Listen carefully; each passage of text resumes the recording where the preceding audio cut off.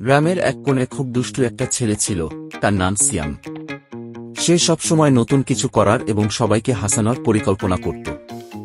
একদিন সিয়াম ভাবল সে গ্রামের বাজারে গিয়ে কিছু মজার কাজ করবে।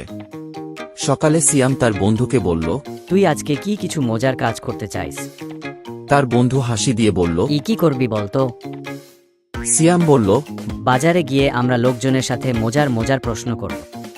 তারা দুজনে মিলে বাজারে গেল। প্রথমেই সিয়াম এক ফলের দোকানদারকে জিজ্ঞেস করল। কাকা, আপেল খেলে কি সত্যিই ডাক্তার দূরে থাকে? দোকানদার হাসতে হাসতে বলল, হ্যাঁ বাবা, তাই বলে তো সবাই বলে। সিয়াম বলল, তাহলে কাকা, আমি যদি একসাথে 10টা আপেল খাই, ডাক্তার কি গ্রামের বাইরে চলে যাবে?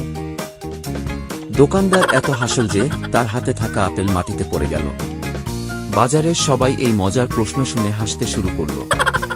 এরপর সিয়াম এক মাছ বিক্রেতার কাছে গিয়ে জিজ্ঞেস করল, মামা, এই মাছগুলি কি সাঁতার জানে?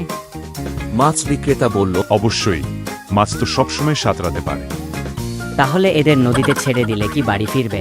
মাছ বিক্রেতা হাসতে হাসতে বলল, না বাবা, এরা নদীতে গেলে অন্য কোথাও চলে যাবে। সিয়ামের মজার প্রশ্নগুলি সবার মুখে হাসি ফুটিয়ে তুলল। সন্ধ্যায় সিয়াম বাসায় ফিরল। মা তাকে জিজ্ঞেস করলেন, আজ এত হাসছিস কেন? সিয়াম বলল, মা, আজকে বাজারে সবাইকে একটু হাসিয়েছি। মা হেসে বললেন, তুই দুষ্টু ছেলে, কিন্তু তোর এই মজার গল্পগুলো সবাইকে খুশি করে দেয়। সিয়াম বুঝল দুষ্টুমি আর মজা করাটা খারাপ না, যদি তা সবাইকে আনন্দ দেয়। তাই সে প্রতিদিন নতুন কিছু মজার কাজ করার চেষ্টা করত এবং সবাইকে হাসিয়ে তুলত।